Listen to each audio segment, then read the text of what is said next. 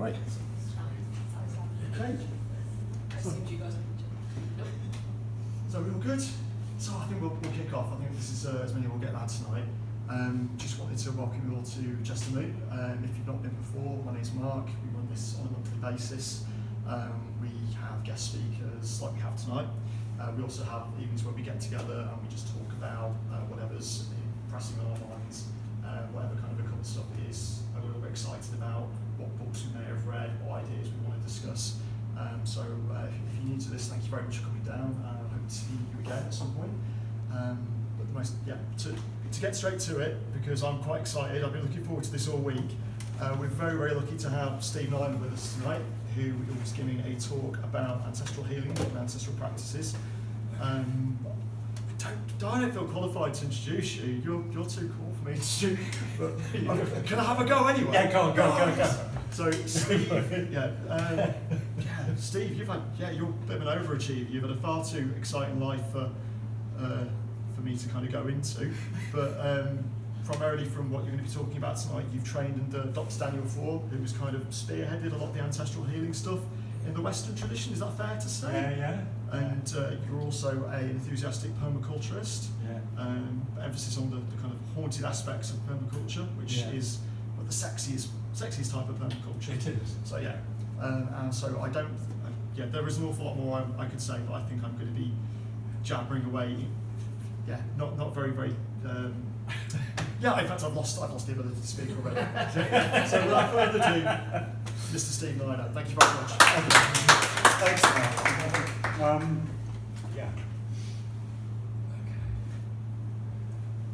So what I'm going to give a little brief introduction to me and how I came to the ancestral medicine stuff, and then I'll go into a bit more detail about the actual practice and what I've got out of it and where it's going, and then if everybody's up to it, we'll do a little practice. So we'll actually make connections if everybody's up to it, and then just a little bit, just to speak up. Okay. Sorry. and then we will, then questions and everything. So when it comes to the practice bit, it's I'm going to drop you into a light trance, and it's not a deep trance, but it's a trance situation, and I will be asking you questions, and I'll be asking you to do hand signals to see whether it's checked out. It will explain itself as we get into it. Okay, so, and before we go into the practice, I'm going to be doing an open prayer to create a safe space and to make sure everything's how it should be, and we're all right with the place. Okay. Yes, so I suppose having been immersed in kind of various spiritual practices of, I'll go back a bit.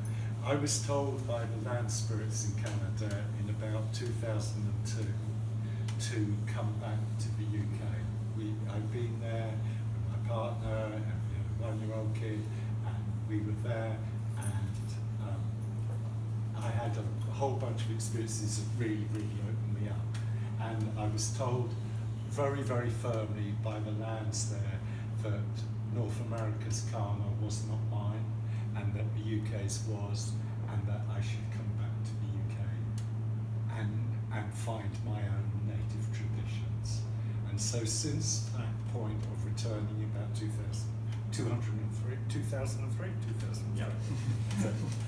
but I kind of explored various things. In the initial drop-in was into kind of Deal Fortunes groups, but I was too weird for them and had too much kind of drug use and stuff like that to get into that. And then I got into Druidry, and then I did a couple of OBOD, and I was in that for a few years and really liked that, and then I went on from that and more into kind of traditional witchcraft, but then the overriding kind of thing was chaos magic, and then that's how I met Mark, and that's kind of where it all started. And chaos magic, which you'll probably know, is the kind of discipline of deep diving into various practices and then moving on and deep dive into something else. So you actually cover a lot of fucking territory in a short amount of time, really, and it keeps moving, and it suits my personality. So I was, I suppose just before, the autumns, late summer of 2019, so it's pre-COVID, pre-lockdown, I was it then? Yeah, it was. I was living, I'd been living in Devon, but I would have then moved up to Oxford, and I was going back and forth, and I was driving, and I listened to a podcast of, done by Gordon White, who runs Root Soup, about ancestral medicine, and it was with Daniel Foor. And I listened to this, I was driving, I was on the M5, and I thought, I've got to do this. And I kind of went into his services and checked out, got to hear this guy. And literally, he was going to be talking 2 weeks later at Dartington Hall in Devon. And Dartington Hall is my ancestral homeland. Literally, there's a church there, or what's left of the church, it's just a spa. And beneath that is a over 1,000-year-old yew tree, probably 1,400-year-old yew tree, and under that is where my ancestors, right, I'm buried underneath that tree. And I went there and I thought, this is amazing. I really got into it. Daniel teaches a really, really simple way of approaching the ancestors. There is no kind of,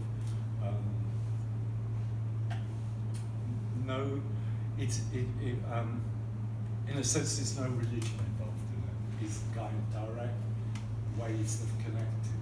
And but the reason that it's important that we get it right with our ancestors is that so many of the troubles that play out in our lives and in the world are actually ancestral troubles. So we literally are acting out stuff that was the ancestor. It's like a tape that keeps playing again and again in different bodies. And so, was it last year?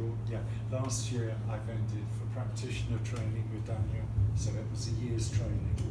And since then I've done one-to-one coping, one-to-one sessions with people, and it's changed. And what's different for the way I found is that a lot of the people I would have been working with have been magical practitioners and spiritual practitioners. And one of the things I found within that is that actually it's their previous incarnations actually are coming forward and actually trumping the ancestral lines. That it's like the one's previous lives experiences are kind of coming forward, and that's I think why we kind of weave into different, we make our connections, and we kind of keep kind of going into really, really familiar territory. Well, this is my experience, and it's the only way I can really explain it. I mean, I totally believe in reincarnation. I totally believe I've been here many, many times before, and all of us have.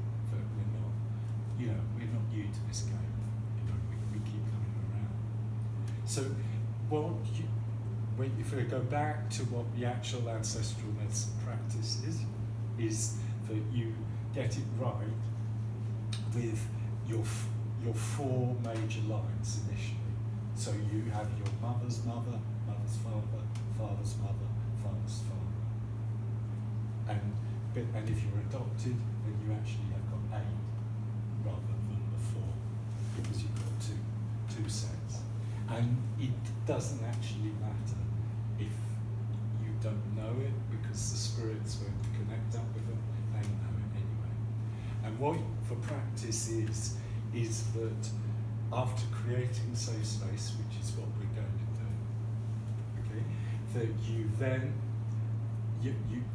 then go back and back and back to the point where your ancestor, your grandmother, a grandmother or a grandfather of one of those lines is living in right relationship with the whole of life.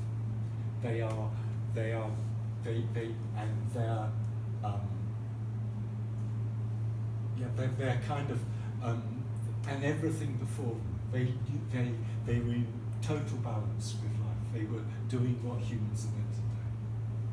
And often, in my own explorations and going back, that has meant in time travel time, it's like going back thousands of years.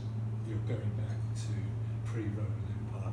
You're going back further than even the Celts. Really, it's kind of we as a culture in the UK, and predominantly Western Europe, are very broken and have been broken for a very, very long time, which is why we've all been kind of pushed off our ancestral lands for a long time. Very rarely do you meet somebody who still lives on ancestral lands, who still has connections on their ancestral lands. So what we do with the practices, and this takes a while, you are connecting with those who are in right relationship with all life, and then you are asking them to bring about healing from right away from that far back, person to person to person to person to person to your most recently deceased relative. Okay, so we're not actually going to do that today, because that takes a long time, and that's a kind of other session. There is another series of ancestors that we all have, which is they're called like the ancestors of vocation. They are so for me, my ancestors of vocation, there are some artists, there are kind of various witchy, sorcerer, shamany people, there are kind of farmers, there are and it gets saints in here. Saints are a big one that come in on, because they are you know,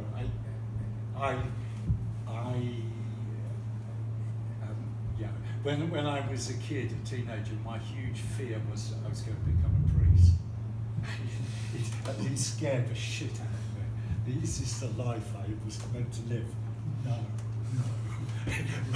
but there is a, you know, it was how do you explain in kind of 60s middle class UK, England, how do you explain this deeply spiritual experiences? It was the only actual symbol set or box or frame that you could put those feelings was, I've got to be a fucking priest, you know. I actually quite like to be a village fig. Still time. Still time. Yeah, still time. Very well. You know, but it's kind of it's kind of no. There's any questions? Go, fire questions. So I've got a question. So in terms of when you are going back and you're finding the elevated dead, those that lived in right relation, are they only repairing their own line, or do they have access to repairing other lines as well? They have only got their access to their own line, but they will, because most of them, when you connect up with them, are actually interlinked to some degree. Yeah, and often when you go right the way back, they actually quite often don't present as human. They will present as trees or rocks or places or swamps. They are literally part of the land. Well, that's one of the reasons I really like this particular practice, is because it's kind of a gateway drug into animism. Yeah, because absolutely. it is one of these things that will take you in that direction. Yeah. Inevitably, it's part of a current that takes you back into right relation, almost without writing it down. Yes. It's a really beautifully simple, but also endlessly delvable subject. It will be, so, I say mining's an extractive word, but that's what it is. You can go and go and go with this. Yeah. There is so much to dig with.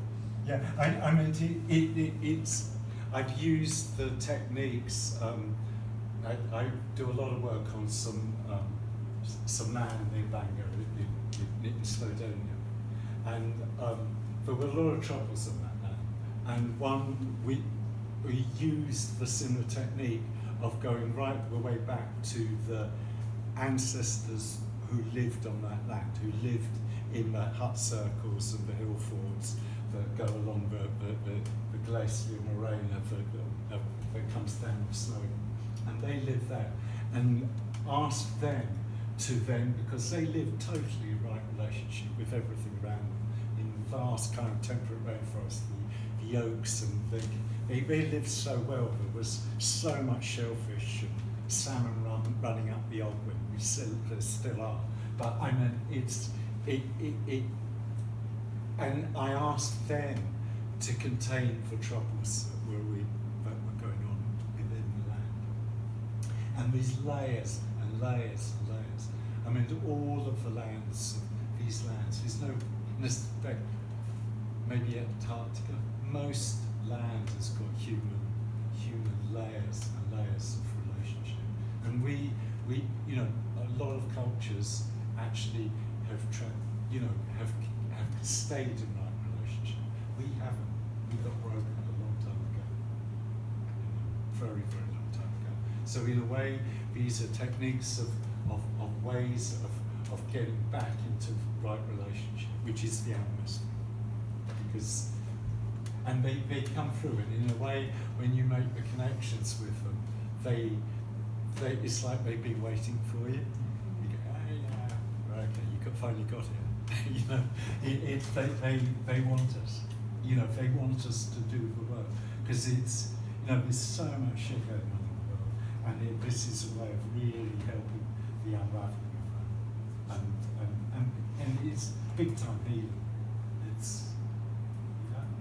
Steve, do you find that the breakdown of right relation happened at different timelines within the UK, or was there a sort of event that started to unravel that I right think, relationship? yeah, I meant from my own delving, and this is purely my own thing. I think that, and I think there was a huge trauma, PTSD trauma, happened with the flooding of Doggerland. And because what happened when Doggerland, the land bridge, went down, there were 3 tsunamis that took it down, because it was a huge big chunk, I think 140 mile long chunk of the North Norwegian Finnish coastline went into the sea, and it set off 3 tsunamis, and that wiped Doggerland out. It was already sinking because of the glaciers melting and everything happening. And when that happened, people were pushed as refugees out into the different lands. And I know on my mother's line, which comes from kind of Suffolk, Essex, Suffolk, Yorkshire, kind of east coast of the UK, that their line were refugees. The grandmother I contacted there came from Doggerland as a refugee. And what happened was that the people who were living on the land already, as all hunter-gatherers or those simple hunting, semi-farming, semi-gathering, how it was. It wasn't a random nomadic thing. People had their territories. But in that type of environment, you only have a limit. An ecosystem can only feed and look after so many people. So when you've got a huge influx of refugees coming in, that starts throwing the balance, and that's when the warlords started coming in, to kind of hold territory. It's happening all, it's still going on. Same fucking game. Keeps playing out. And it's that I know played out, or is still playing out. My mum's 99, and it's still playing out in her life. That thing of always be nice to the neighbours. Don't rock the boat. Stay back. You know what I mean? Always that wariness of not being secure, of not being welcome, of doing that. And that is going back thousands of years. That line, that trauma, that PTSD. I mean, that PTSD is kind of, that it plays out in epigenetics. Those traumas get carried. 60% of people from the tsunami end up with PTSD.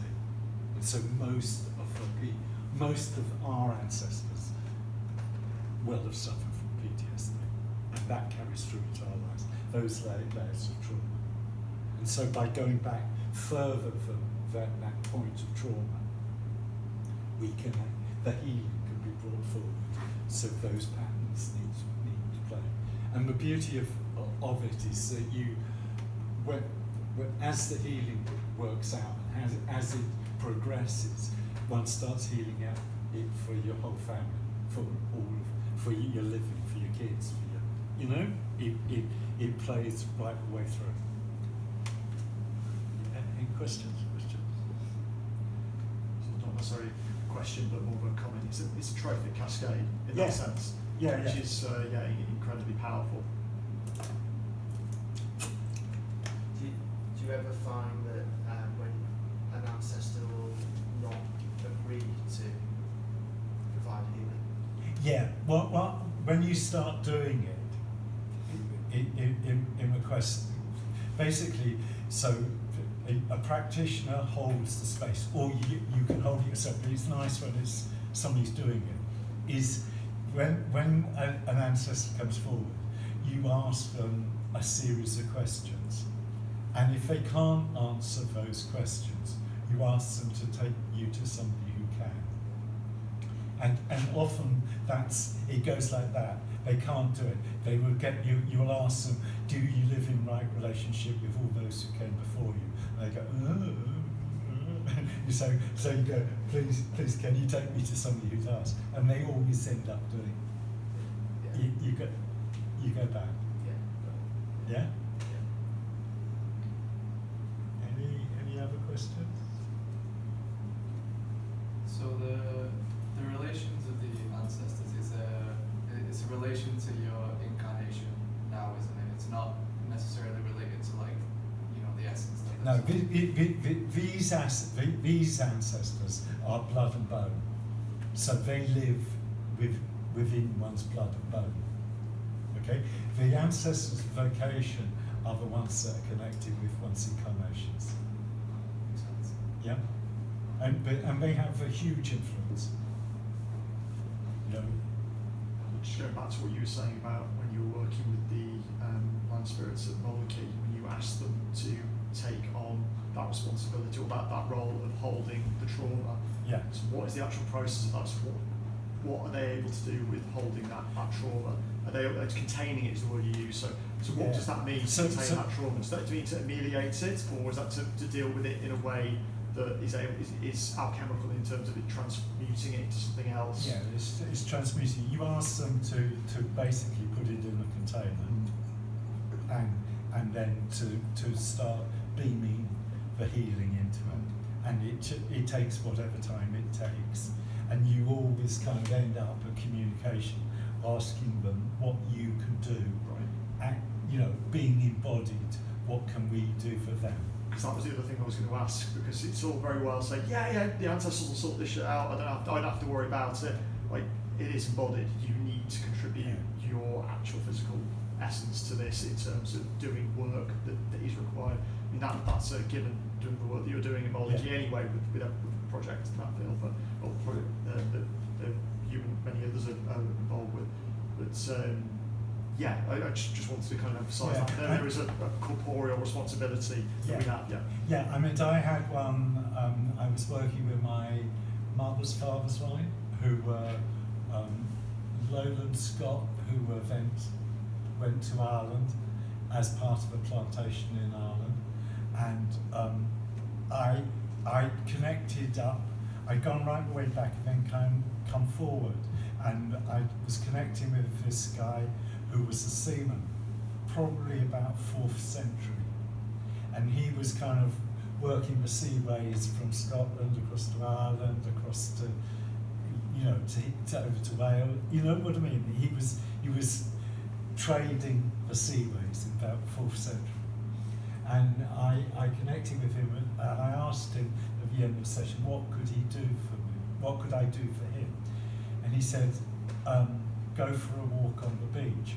So where I live is about 3 miles from the room. So I went to this beach. I'd only briefly been there for about 10 minutes once before.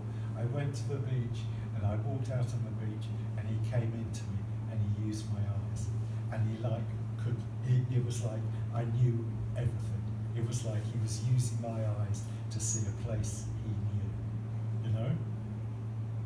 And it was, you know, it was amazing. And I walked the beach, and then I was gifted this incredible staff, rosewood staff, just washed up. I had to work on it, but amazing. And it was like, you know, top connection, you know. Yeah, and that's happened a number of times. That type of very, very direct contact. Yeah, that's what we can do. I mean, often, you know, often we go to the spirit worlds. This is just generally, and we're calling out and asking for help and everything, and great. But actually, a lot of it was what can we do for them. That's why so many of the ancient sites are really exhausted. They don't have the power anymore. It's kind of people have sucked them dry. Just thinking, just before we go into the practical element that you wanted to incorporate, does anyone here actually have a ancestral practice that they have, or like, does anyone work with either with their own dead or with the spirits of the human spirits of the land that they live on? Is that something that anybody has a practice in at all, or would like to have a practice in at all? Right. I've got an early stages in ancestral work. I've been, certainly over the past year or so, I've been trying to get a little bit more, what's the word, routine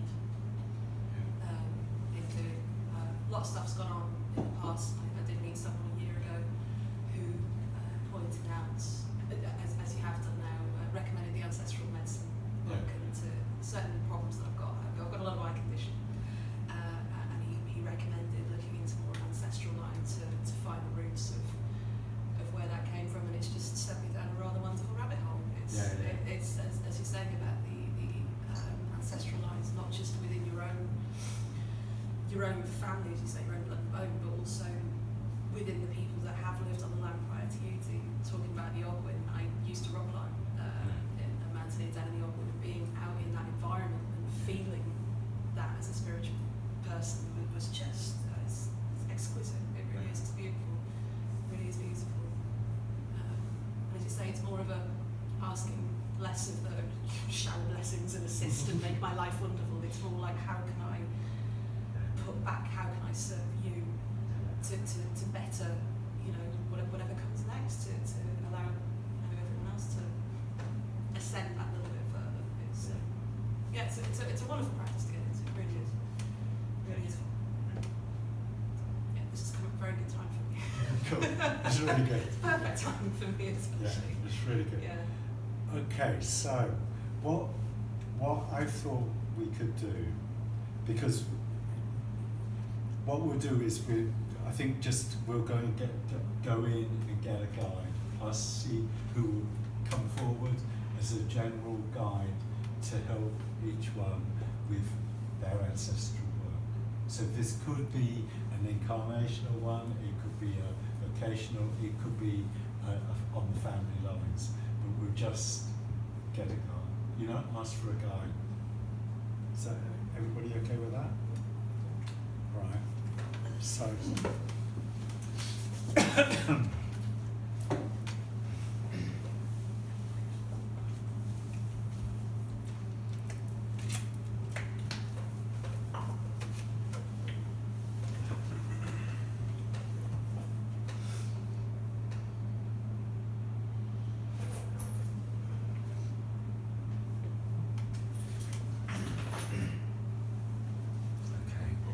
so I'm going to say a prayer.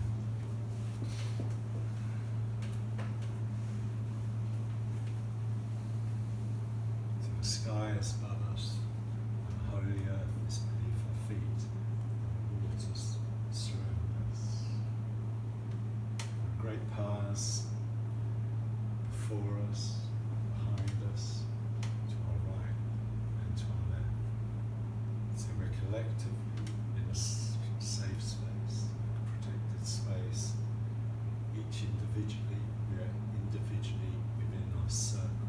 We're at the centre of our crossroads. We're here now. I ask that the spirits of this world, the spirits that guide me, the spirits, the guides, gather around, help us to get some understanding, help us all get to get the clarity that we need to move forward in our lives. We all need help at this time. It's a difficult times here on earth. Please help us. We'll do what we can for you. Thank you. Okay, so deep breath in and out. And in. Down. And in. And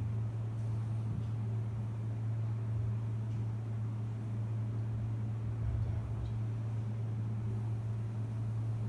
To feel yourselves really rooted in the earth, feet on the earth.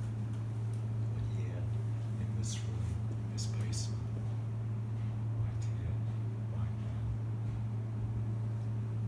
And I forgot to ask, but does everybody have a spirit helper, a guide, a trusted ally who you can call upon?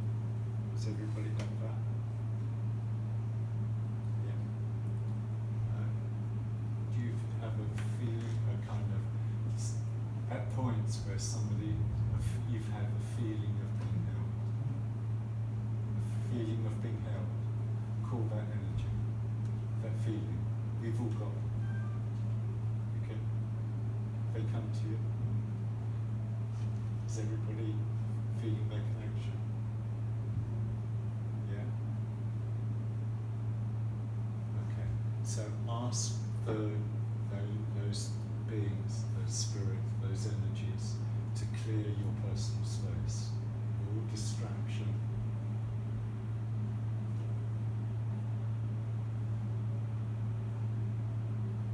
So your space is clear and neutral. And raise your hand when you feel like that.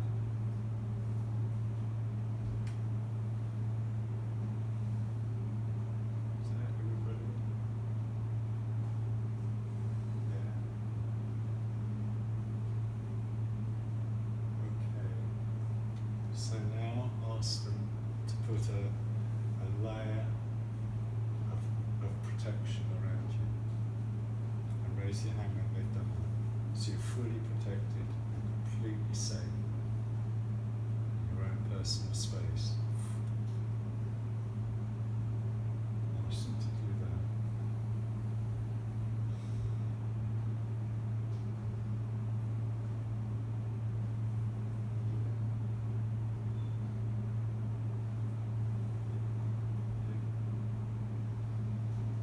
Take your time. Feels nice and safe. Okay, cool. Everybody there? Okay. So now ask for a guide to help you with your exploration of your ancestors. Ask them to come forward. Just take the time, wait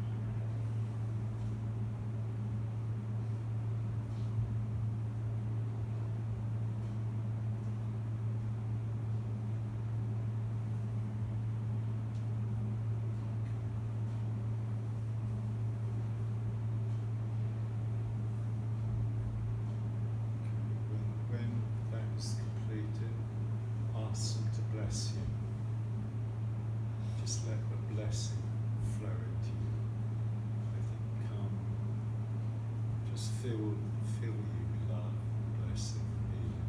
You just let that happen. Just sit with that and let that happen. Just let the blessings flow.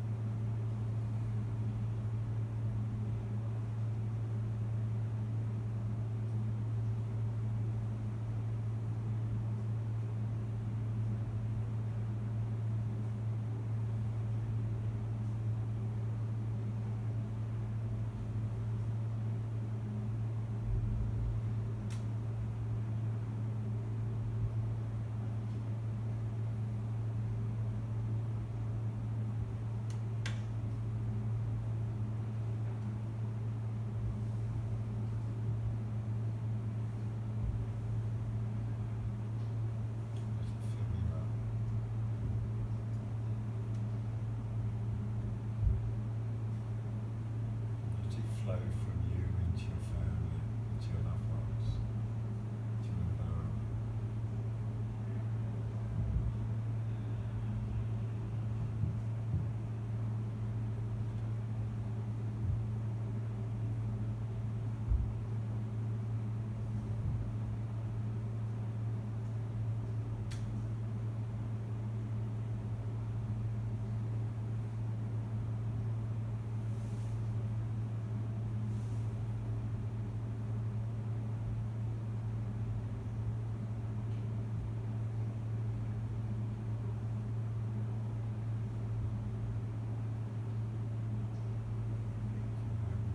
Raise your hands when you're ready. When you're done.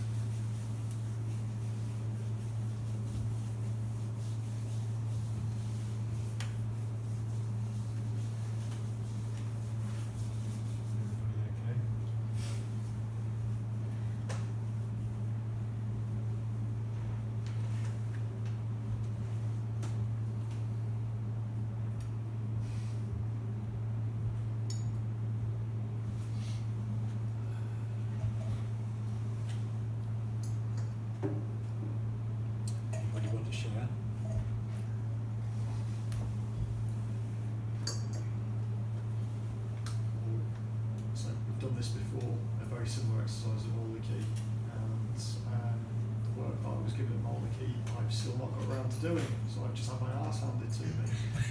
So, yeah. So, yeah. But that's for me too. It is, I've got the things that I need to do, I just haven't done them yet. So that was a case of, hurry up, crack on. You've only got so much time to do these things here.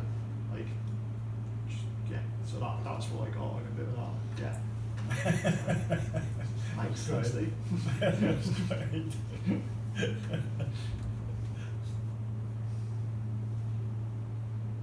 everybody okay?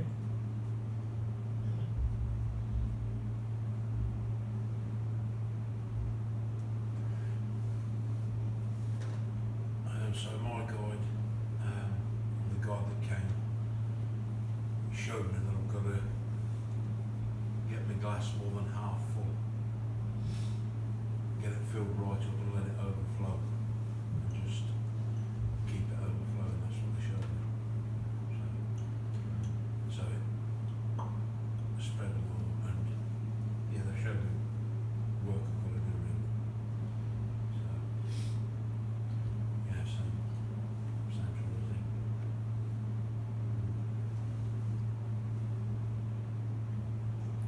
Apparently I'm blocked. You're blocked. Okay. Do we give you a clue where you're blocked? Just a lot's gone on in the past year, and I think I have put up my own barriers, and just make your offerings, make your prayers, put your feet on the grass again, and just, it'll go a long way to help you, which is reassuring. So was that useful? Very much so, yeah. I think saying you've had your arse handed to you, and I've just had the proverbial, for God's sake, you know what you should be doing. Why aren't you? So the first time I did it, it was a very emotional experience. It was very loving. It was being held. It was being shown this, being introduced to this person. She was absolutely magnificent. She basically said, I'd like you to do this for me. It was a really simple thing, and it was a case of, it's lovely to see you again. What are you doing? Like, come on, this is the thing. But she's showed me what I then do with the thing, so that's fine. So that's good. So I've been asked to grow a grain, a barley or grain or corn or something like that. So she wants me to do something with it once it's done. So I think I know why she wants me to do that, but again, it's not really for me, it's for her. So I've seen the flowers I need to put, that's fine. We can start doing, we can do that. Now my heart's racing though. It's just body temperature's up, my heart's kind of all fluttery.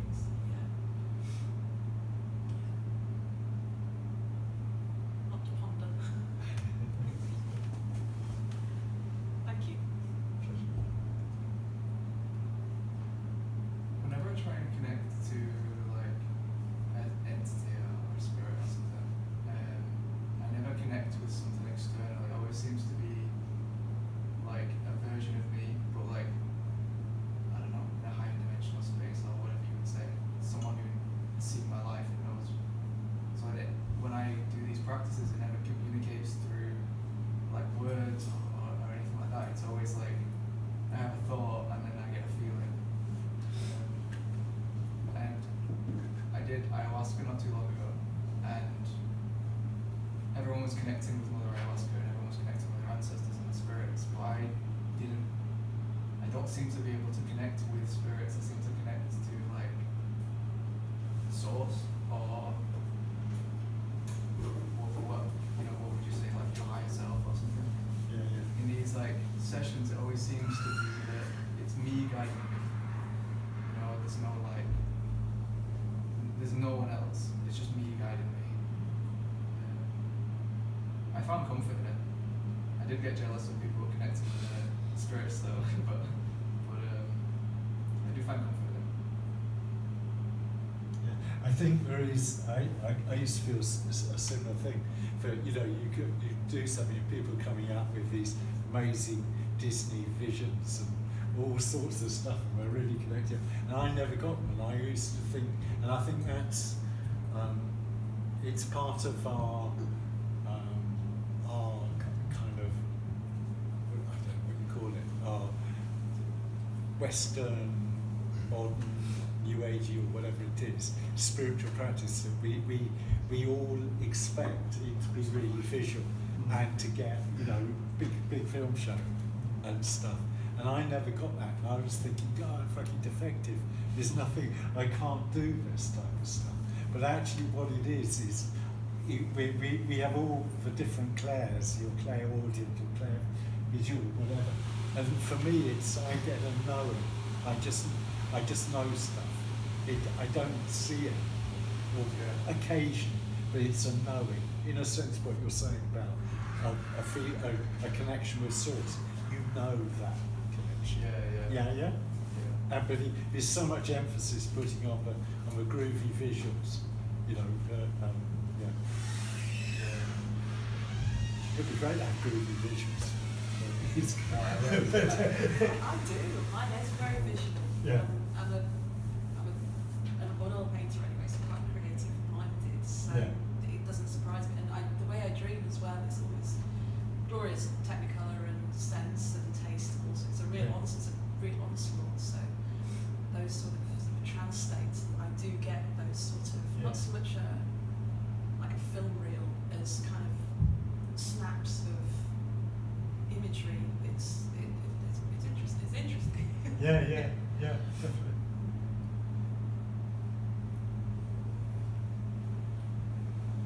So what you were talking about there, so it's kind of really interesting, only because there is a tendency like to romanticise these things, and I think it's really cool that you said that I didn't actually get X, Y, and Z.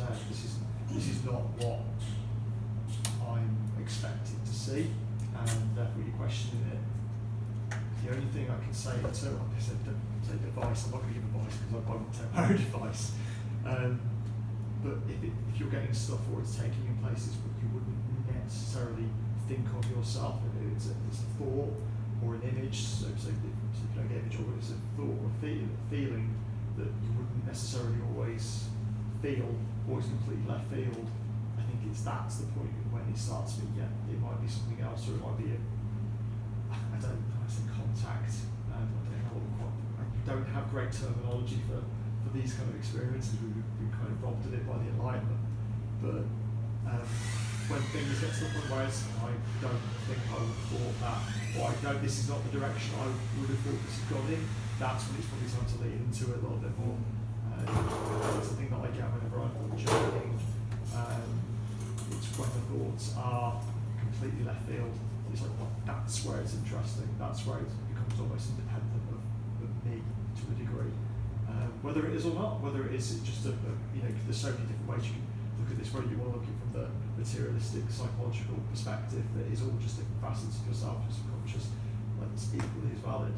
But yeah, I think it's brilliant you brought that up, because it is a big thing. I think people do tend to romanticise potential visions they might be having and expect everyone to engage with that particular modality. And it's not the same, it's completely subjective. Everyone does things differently, so and different approaches may carry more mileage. I had all the visuals with the ayahuasca, so and the shamans, they always said to us, the true wisdom lies behind the circus being the visuals, because it's like a nice distraction, it's a nice place to be, the bliss feelings, but the true wisdom is behind it.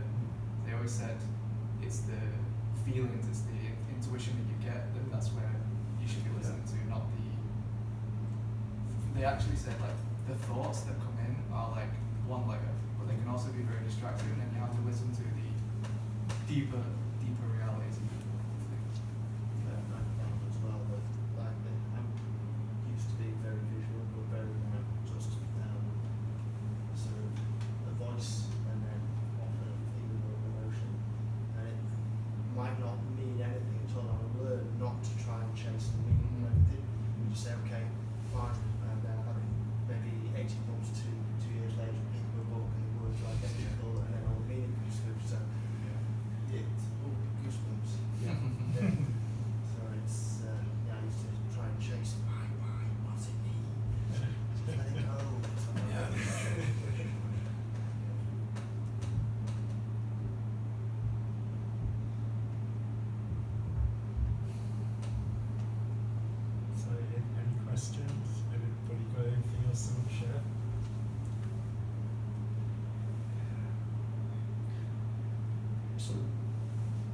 So when you are actually engaging these practices on your own, do you go through the same process every time in terms of Yeah. clearing the space? So there is that kind of ritual take-off procedure.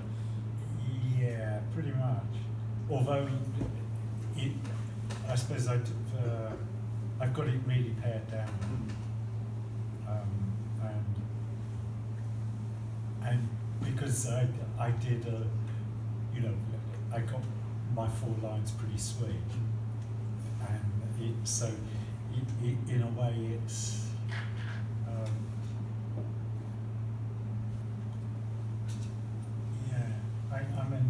I will do, but then you know kind of once practice is born for change, Yeah. and you get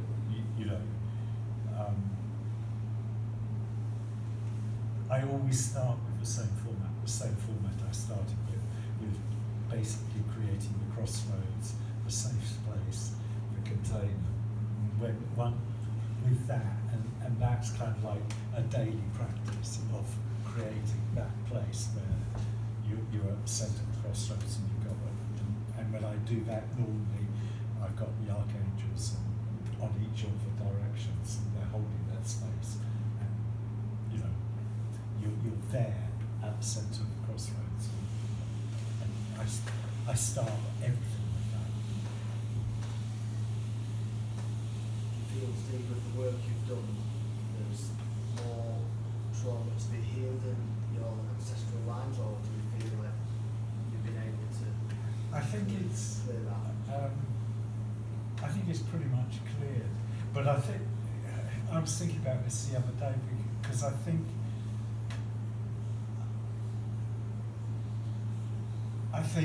what happens is that actually when you go far enough back, so if we say go back 2,000 years, actually a lot of us would actually have similar, we would be related.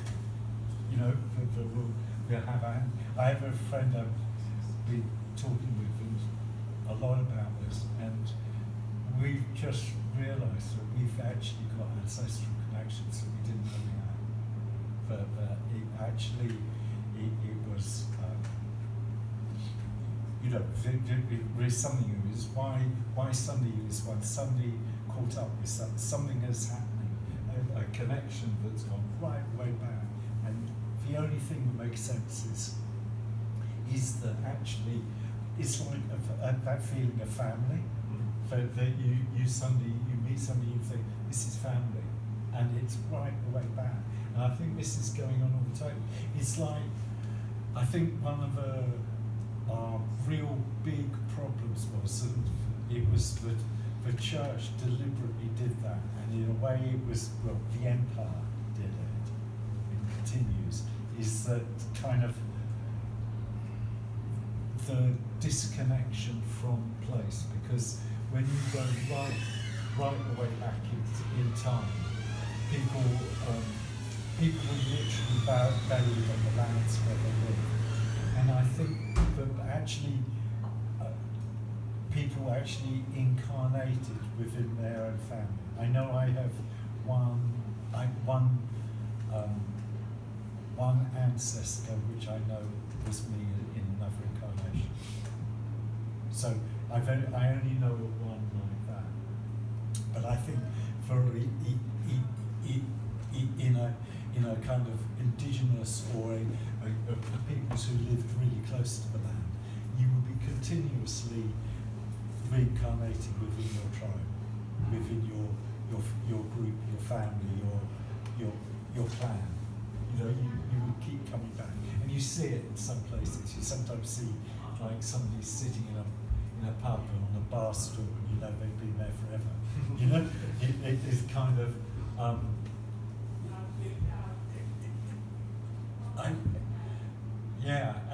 I think that was Chris Mark knows. There is a book called The Game of Saturn, which is it was a Renaissance book about a particular very, very early tarot deck.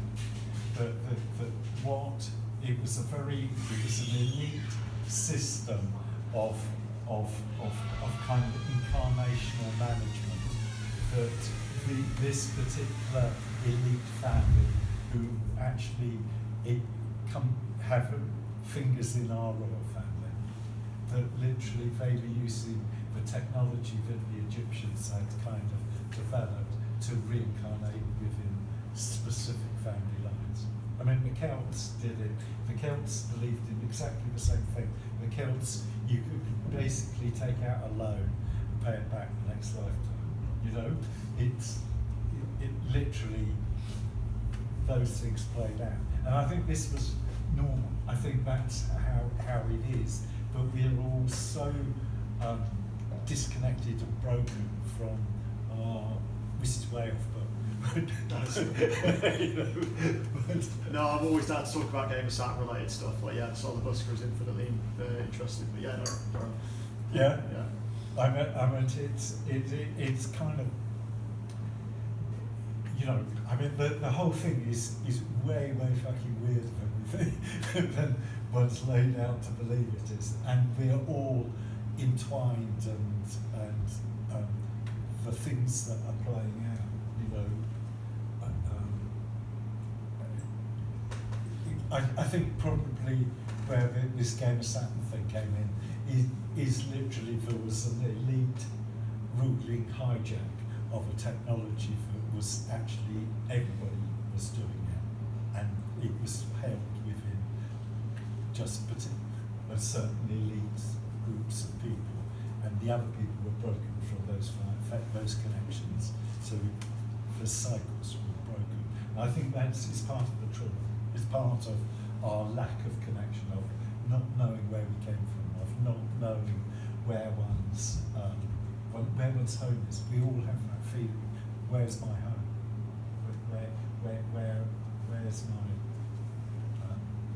Where's my place in this world?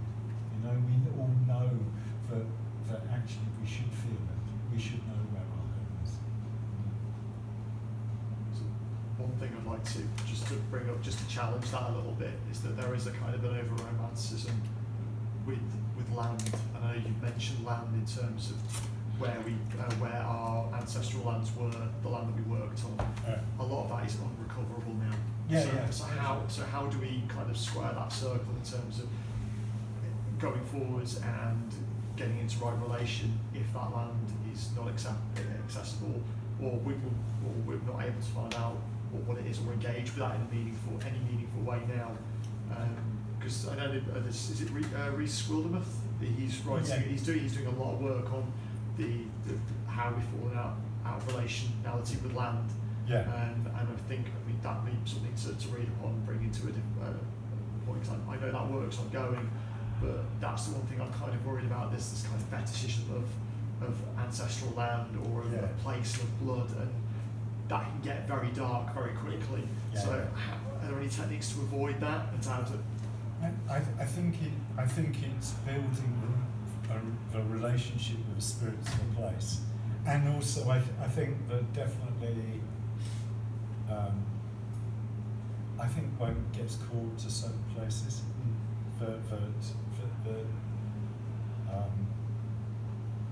It's like where I am in Wales. I have no ancestral connection. Apart from the sailor who visited the nation. Apart from the sailor who visited it, which you know, but yeah, it's unknown. But it's I've got no but it's. I think you end up where you're meant to be, and I think by trusting the process, I think one meets up with the right people and ends up in the place where you're meant to be to do the work you have to do. I think we all have a job. I think that's one of our key things that we have to do is actually,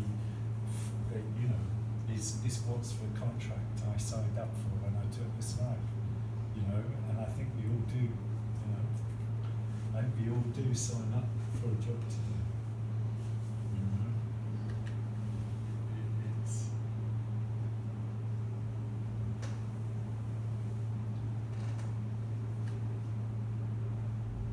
But I think the ancestors definitely, it kind of focuses it all in, because we've all, you know, our ancestors were all over the place, and mine travelled from, you know, all of it, you know, in a sense,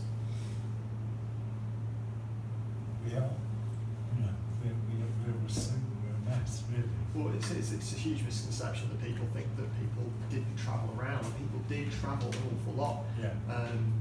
People travel with train. You have to, it's up in where you've got the Druid Circle. Yeah.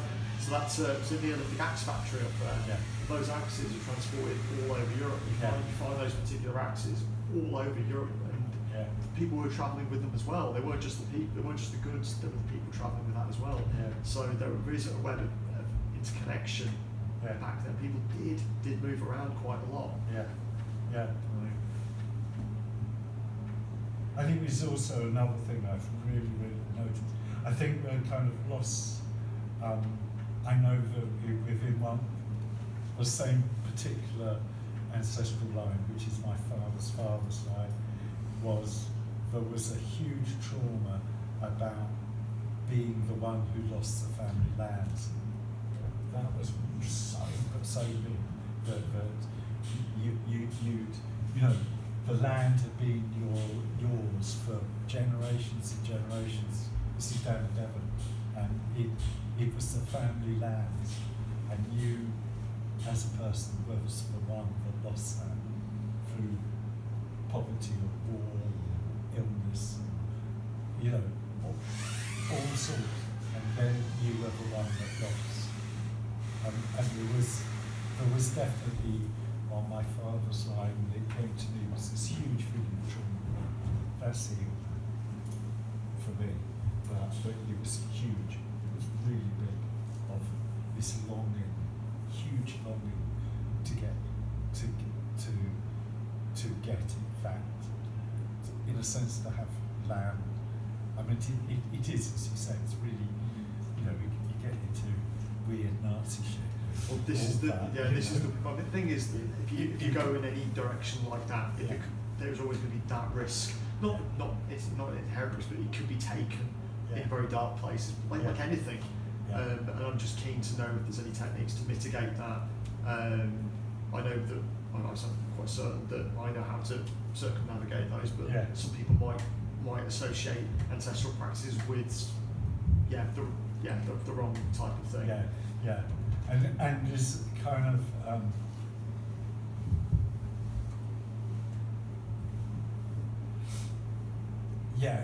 I mean, what's interesting about it is the ancestral work does end up becoming very political, because you start becoming really aware of the atrocities of the stuff. I remember kind of, because you're doing the spirit work, but also it really helps to do the physical work of looking in the databases. And I was looking at one side of my family line, Cornish side of it, and it was just kind of this line of ancestors who are ending up in Launceston assizes and for stealing a loaf of bread or a jacket, and then being sent off to Australia in the colonies and stuff. You know, like line after line. You know, and poverty, and we've all gone through shit. We really have for centuries and centuries and centuries.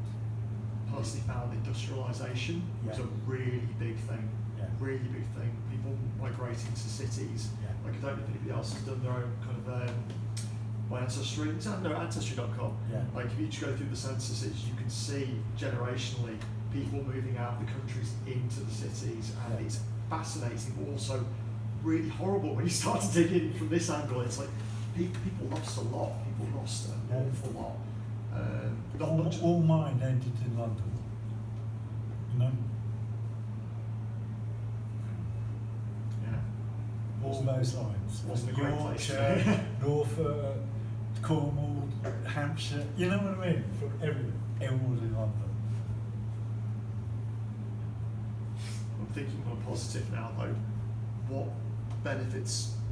I'm assuming we're all magically operant, or at least delving in that direction.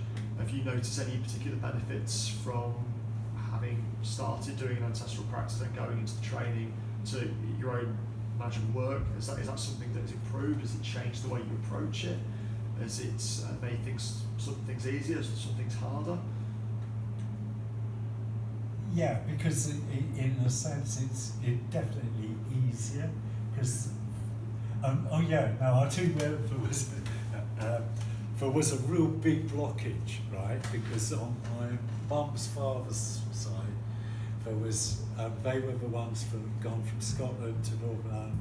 They were kind of Presbyterian ministers, yeah. So they were really, really, really fucking gruesome people. Well, whatever they are, but it was like they were really blocking me. They didn't like me. They didn't like my practice. They didn't like my life. These austere Methodist minister kind of ancestors, and they had a block on me. And what I had to do was they were just stopping stuff from happening for me. They were literally blocking stuff flowing in my life.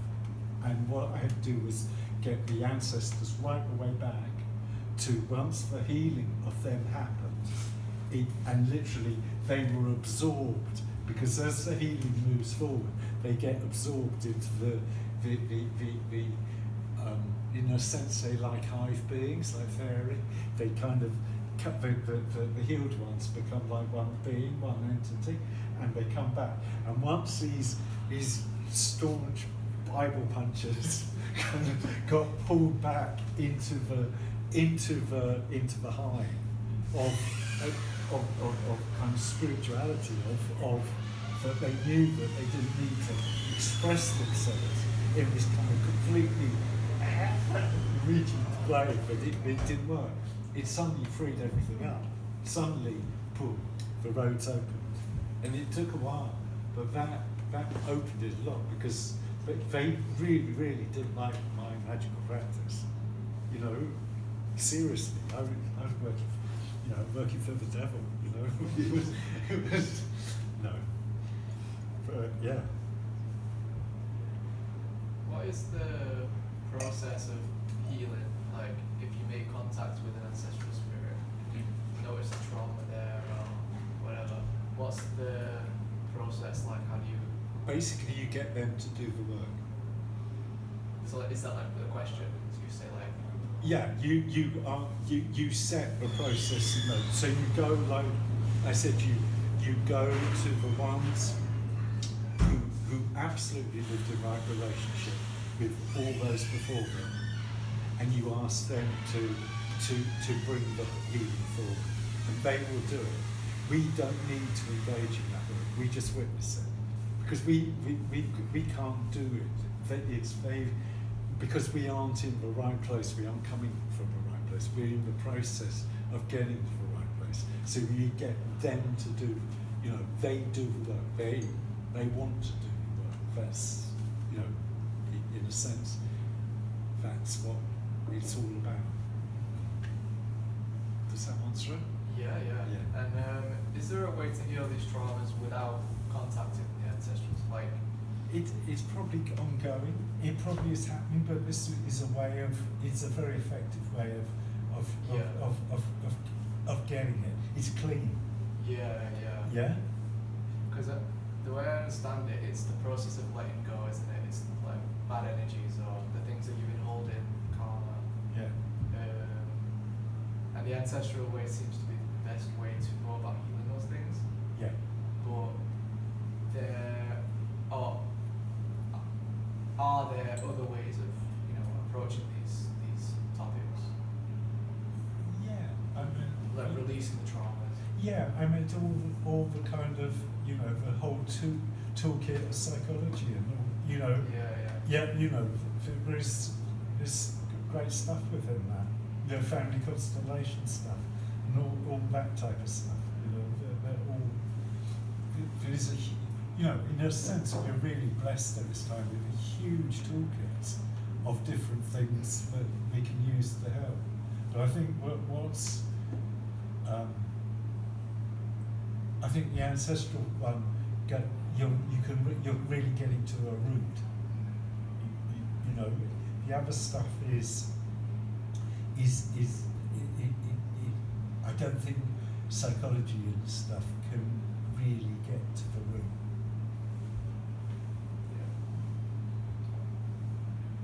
So, is there anything that you would recommend as a little thing that you could do in terms of physicalising this alongside with doing the practice that you laid out to us earlier?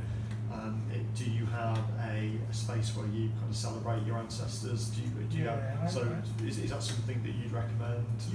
I think it's really good to have an ancestral shrine. I feed my ancestral shrine every day.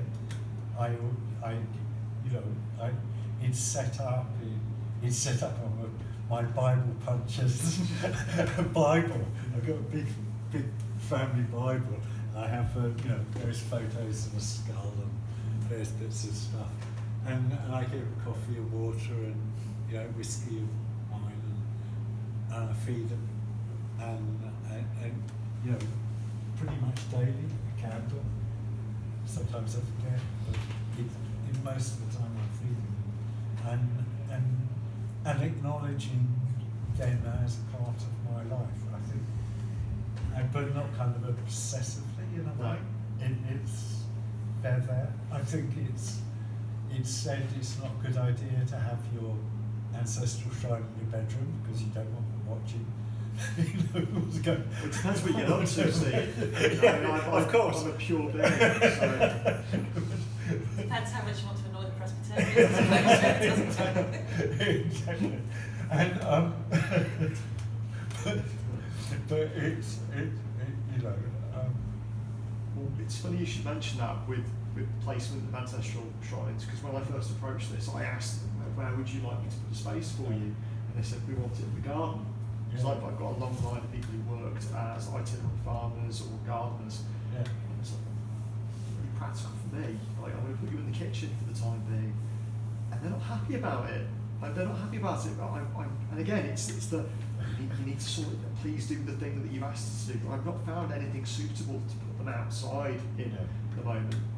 So they are in the kitchen at the moment. I've got a little shelf with some soil from various places. And it's lovely because every morning I get to say hello to them. I make them a cup of tea in the morning. When it's holidays and holidays, we have some whiskey or some rum or something.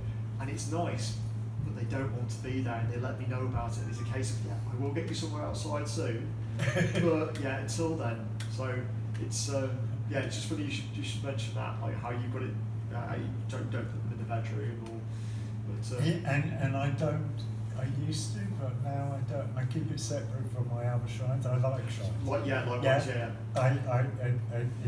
It's separate. I've got a few sort of dotted around. Yeah. So I just found it was easier to set an altar and this and that, like big thin space, as opposed to small areas. Yeah. I've got some different symbolism to them, but I'm afraid I'm currently living out of one room at the moment, so we've not got a choice either. I just in the corner. Sorry, this is all we've got. This is it. Like it or not, I have no choice at the moment. Yeah. Please don't be annoyed again. Yeah. Or get me a better place. Yeah, exactly. Get me where you want to be. Yeah. And they've done that for me. And I think this is the thing, it's actually doing the things that they, within reason, it's doing the things that they ask of you. And that's, it's an ongoing process in my case. Yeah, it is. And the interesting thing is when you do a job for them, then you get another job. Oh no, this is it. It's ongoing. And it kind of, and each time I do it, it's like, okay, all right, now I'll do this one.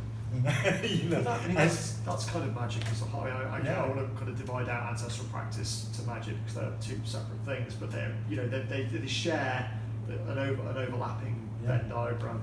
But the same if you become interested in magic, the first things you do are then I could do this, I could do that, and it becomes ongoing projects. They're things that you become involved in. Yeah. So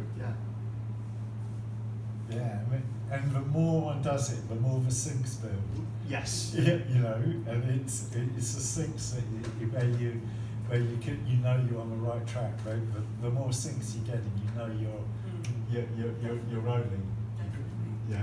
Also, I don't think things like this need to be necessarily elaborate either. I mean, I've over the past year or so, I keep harping on about, but I've had just as much success with a full-blown altar as I have with a single candle with the right intention behind it. You know, as long as the thoughts in the right place and words are honest and they're going where you want it to. It doesn't. You don't need the ranks of candles and photographs and everything else that space isn't there. I do think they've got an element of understanding for your own situation. You know, that part of your bloodline, they don't want to see you unhappy. Except you should put them outside. Yes. Again, I think that's a thing to get me outside more as well. No, because it is. It's like, well, you should be gardening more. You should be doing this. You should be doing that. We want to keep an eye on you. And it's the same thing with the wheat as well. That they want me to grow. It's like, you should be doing this because this is what we did, and this is because this all you eat is cereal. So you need to do this because all you eat. It's so many different. Yeah, it's a lot. That's really It's lovely, though. No, it is. But it's also like. You're important, but Absolutely. yeah. Right. Have a cup of tea outside. Yeah. And this is This the other thing. time of year. And then, because I'm kind of putting my desires on them, and it's like, well, I don't want to be outside all the time. Like, why would they want to be outside? It's like, no, that's what they want. Because they yeah, were. Because they were. Yeah. And Yeah. Now yeah. you've boxed them. And again, it's not even 150 years ago. Most of my paternal line were roaming up and down what is now the A5 in Staffordshire, Shropshire, Warwickshire, going from one farm to another, doing jobs. So you see them on the census in one farm, because they're going up. They're just following the work, and it's like, because it's what they did, you know. And they're outside all the time. Why wouldn't they want to be outside? They're used to it. So, but yeah. It's me. It's my problem. Being a home bird. It's like back to the single candle with the right process. It's like this pot plant is yours. We're off. And again, because we've got this, like Steve was saying, we have become broken in the West because we have to think everything in a very material sense. If you go back to cultures that do have actual ingrained, like generationally practiced practices. Sorry, that was worded terribly. You'll see, especially if you look West Coast Africa, Benin, Nigeria, their practices, if you look at their shrines, they're incredibly messy. Yeah. They're incredibly visceral and earthy. They're working though. Exactly. Even the process of the ants devouring the offering is equally respected. It's that's just as important. Yeah. Yeah. But over here, we have a different visual culture, a different aesthetic culture We're to grossed what out too actually. easily. Sorry. We're grossed out too easily. And to a degree, because we're removed from that, from those practices, either sacrificial practices or what have you. But also, our visual culture is different. We grew up most people grew up in towns where there were medieval architecture or stained glass windows. We don't have the same visual culture as those cultures, and so therefore, if we see something like that, it's what's that horror show? We don't realise unless you go in with the eyes to see it. Absolutely. So, and I think that's me. So yeah. So please bully me next time you come out. What's he doing? I'm just texting. Have you done it yet? Yeah. Okay. There we go. One big pot of wheat. Yes. Right. So I'm you just go get some acorn or something, one of those. That's what I've got. Is that what you got? That's what I've got. Yeah, That's cool. Yeah. Yeah, they were very specific. And there was other things she showed me, which was wonderful. I get the impression she was a healer of some sort. She would sing to the plants that she was using. She would rock them like children when she had them. And I'm saying that's not something I've ever thought of. I wouldn't do that. But then you look into like early modern practices where you get things in cold pepper or folk practices where you will cut certain things at a certain time, or you sing, or you approach a plant from a certain direction, you will engage with it in a certain way. So, well, why wouldn't you rock it? Why wouldn't you cradle it like a child? If it's going to do something?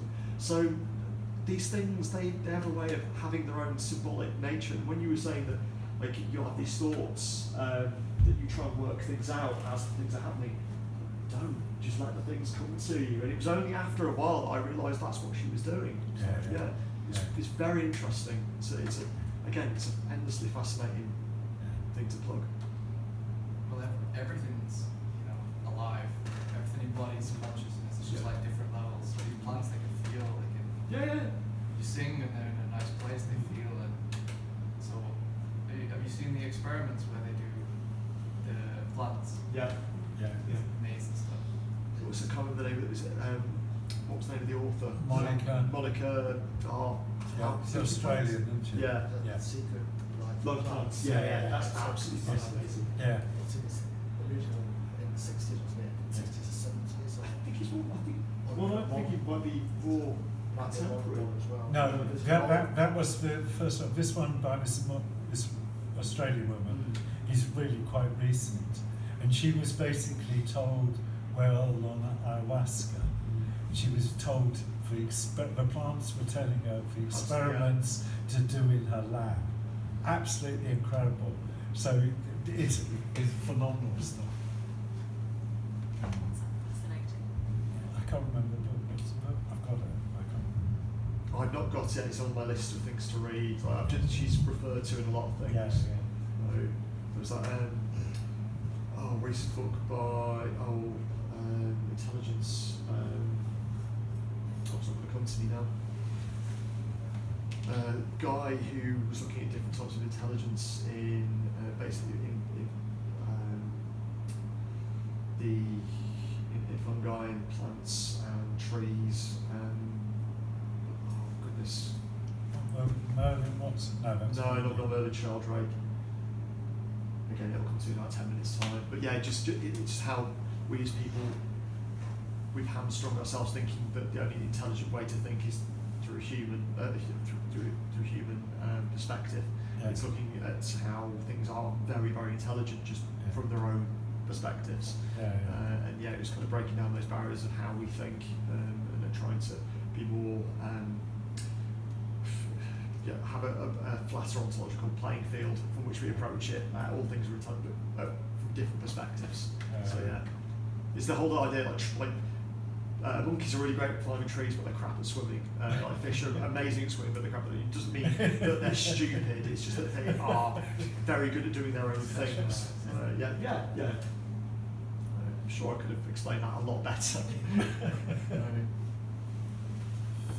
There's a collective journey as well, isn't it? Like we go through this cycle of birth, experimentation, integration, transcendence, and the pillars of. Well, the Earth is doing the same thing, and we're just in this process now of integration, I believe. We've just done the experimentation, we tried all this shit that didn't work. Now we're moving into this stage of integration. And bringing the energies in and figuring out what's right, how we move forward. You can look at that from a very Fortean perspective. Coming into dominant witchcraft, I believe, which is he had this Charles Foor. He had this idea of dominance, and we were going from I can't remember the preceding ones, but the one we were coming into is coming out of this very hard, materialistic, scientific, empirical perspective, looking to a way where things are looked at a lot more, not necessarily getting rid of empiricism altogether, but looking at things outside of empiricism, looking at subjectivity, and dealing with that in a much more nuanced way. I think that's quite exciting. There's a guy called Dr. What's his name? I should know this. Dr. Dre. It could be Dr. Dre. Dr. Dre probably had a lot to say about this kind of stuff. He's there in Oakland thinking about it a lot. Oh goodness, Dr. Jack Hunter. He writes an awful lot about this kind of thing, about how empiricism isn't the only thing we should be looking at. He looks into a lot of, he did a lot of studying with experiences groups at Bristol, and incredible guy.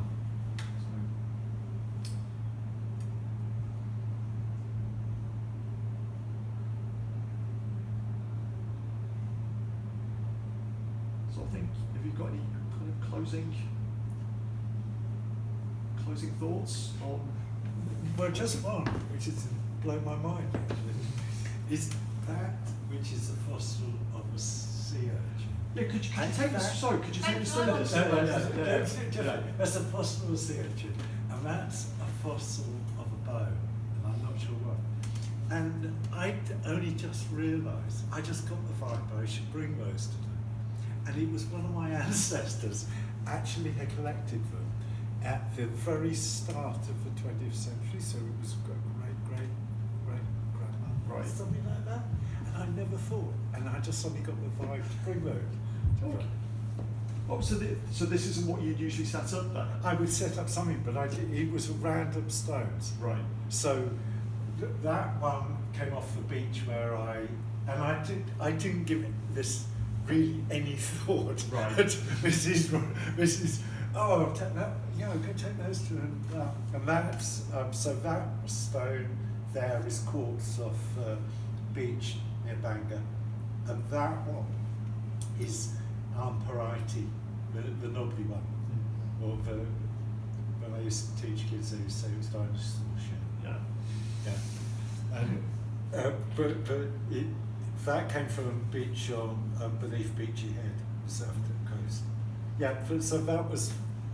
I'm just amazed that I brought things that had been collected by an ancestor without thinking about it. Oh, that's cool.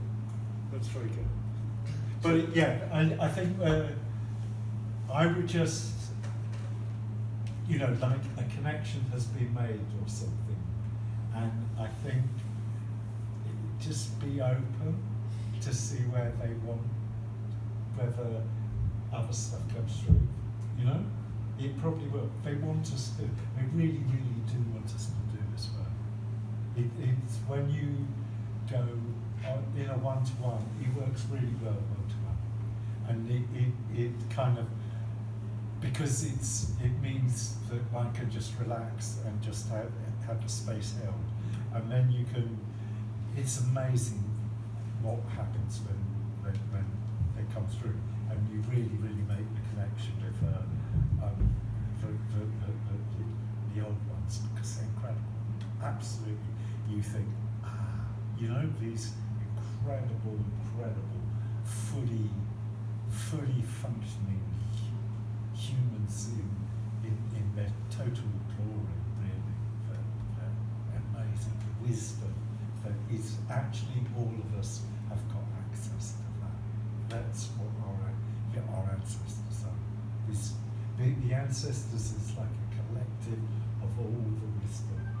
They really are, and they're there for us. They really are, and they'll be in contact with you. Without it's just be open for it. Just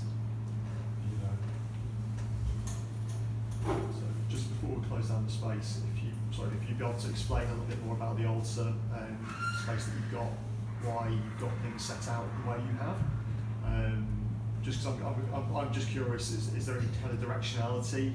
I know you said you brought a random assemblage, but is there any kind of... I just set up the crossroads. Right, okay. So Yeah, this it's is just the four directions. okay. It's Okay. just the crossroads, the light, and then some water and some wine. Right, is there any significance to the water and the wine? Just feed the spirits. Right, okay. Yeah. It's just that simple, really. Right. What are the images? I think there is, in Celtic, there is a deer, a wild boar, a deer, what's that, a horse, a boar, a deer, and a salmon. So it is Celtic. It's kind of Druid. You have So some of the best. I swapped it for a painting ages ago with something. So, yeah. Do you usually have the animals in certain directions, or sorry, no, you were trying to work out? Well, I can't see that far away. I recognise the wild boar and the deer. Because of They're a beast of oh yes, power. we've got wild boar at Beeston. No, we've got a skin of one. Oh, right, sorry. It's an Oh, that's a ancestor unity. one. The ancestral one. Yeah. And an ancestral one. But I would have collected salmon with the western water. Yeah, usually the southern's the west is Celtic system. I don't know. It's not a system I know anything about. It is. I didn't actually. I just plopped it down because I was rushing from, you know. Again, intentional. Splash of Florida water Yeah. around it. We were off good to go. I must admit, I do like, 'cause we do a club night down here. I always love coming down here because it's got that lovely damp smell to it. I'm not going to lie, the addition of Florida water was actually quite nice, so we might start incorporating that before we set up. I love Florida water. I doubt everything in Florida. It's so Just- good, isn't it? Absolutely. Yeah. Absolutely. I don't think I can work without it these days. The smell of once you kind of always put it into a little spritz bottle rather Yeah. than just like decanting it's been all over the place. Yeah. But a spritz to just get the air. Yeah. It just sort of sets your mind up completely. And Yeah. it's wonderful. Wonderful stuff. Do like an annual floor clean with it every Yeah. year. Yeah. Yeah. Probably do it more than that, but yeah, it's good stuff. Absolutely. Just retrieved one of my cupboards from my old house, which was always my sort of like altar cupboard, and I just gave that a complete scrub down. I just went. It's just the smell coming off it now. It's just absolutely wonderful. Yes. It's just, lovely stuff. I think unless anyone's got any other questions, we'll wrap it up there. Anything else? No? Oh, thank you. Well, I'd say massive thank you for Steve for making the journey over from Bethesda this evening. Thank you so much for coming over and giving us the talk. I will hopefully be able to get this recorded, so this recording onto YouTube, I imagine, or sort of video, one of the two. I'll get it sorted as soon as I can. Yeah. And fingers crossed we'll have enough audio for it to go through, so I've not tested. Should be alright. Next month will be the second, so we meet every second Thursday of the month. It's going to be just a normal kind of back to normal social where we'll just be chatting about whatever interesting thing has caught our attention recently. I don't know if there will be one in December, because I've got things that are going on in December I can't move, unfortunately. If I can get someone to cover it, I might get someone to cover it, and you'll be free of me for any time, which I'm sure you'll be very, very pleased to hear. We will be doing a drinks and divination night starting soon, which will become separate to this, but it'll be for people who want to get together and practice their own divination. People can do their own card reading. Be very, very light-hearted. We won't be asking any serious, deep questions. There'll be something for people to get into to practice their divination. So whatever system they want to bring along, they can have a go at that in a really relaxed, informal environment. We'll probably end up doing it down here because it's a bit quieter. And I think that's pretty much all the news I have. But I'd just like to say a massive thank you to Steve for coming down, and thank you for coming. So thank you very much. Cheers, Steve. Cheers, Steve.